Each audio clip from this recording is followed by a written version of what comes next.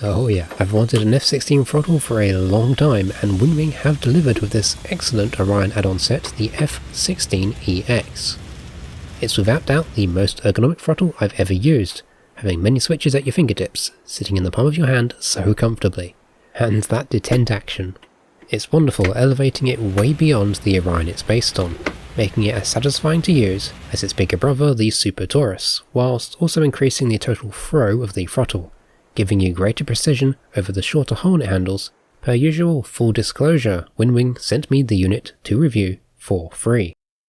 For the moment, the F-16 handles only support the Orion base, with plans to make it compatible with the Taurus at a later date. This brings me to my first concern. Once again, it's the Orion's wires. They're a bit short, getting pulled on in the cut-off position until I rotated the clip to ease the pressure, so keep an eye on this. Otherwise, this mechanical motion is easy to use and really satisfying. You've got the trigger to unlock the rotation of the handle to access the idle and cut-off position, with virtual buttons for engine startup controls binding, and on the afterburner, simply rotate the handle, no trigger required, to push beyond the military power stopper. I can't overstate how much I love this mechanism. Assembling it, on the other hand, was a royal pain in the arse, having to align the running wheel and the plate track on 3 axes at once. This makes it a far from quick swap between Viper and Hornet handles. Rather than using suction cups this time, we've sticky pads for the base. Whilst this works great to hold it in place, you are effectively gluing the throttle to your desk, which I'm not a fan of. If you swap out to just friction pads, the whole unit can tip onto the supports when rotating.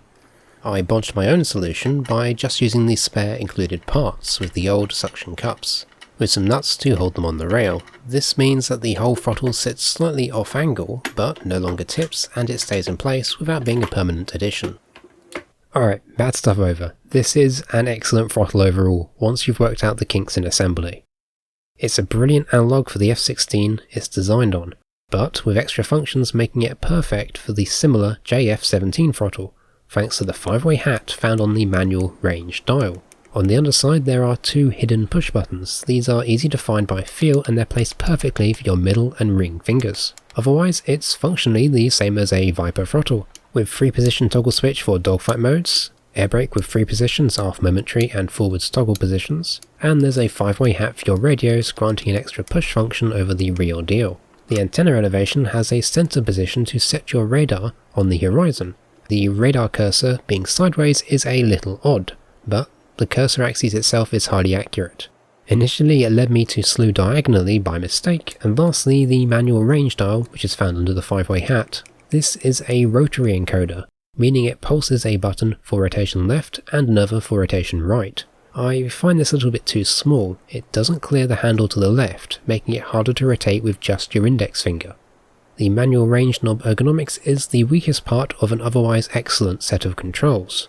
WinWing's SimApp Pro allows for configuration of the manual range dial into a virtual axis if you prefer, which is how I'd recommend it, along with maximum acceleration. WinWing's software has continued to improve, and it's now possible to bind axis functions and virtual buttons at the same time for ease of use between multiple aircraft. For example, on our radar cursor you could have both the 4-way directional virtual buttons and the 2-axis slew control operating at the same time, allowing you to bind controls on a per aircraft basis without having to reconfigure the software.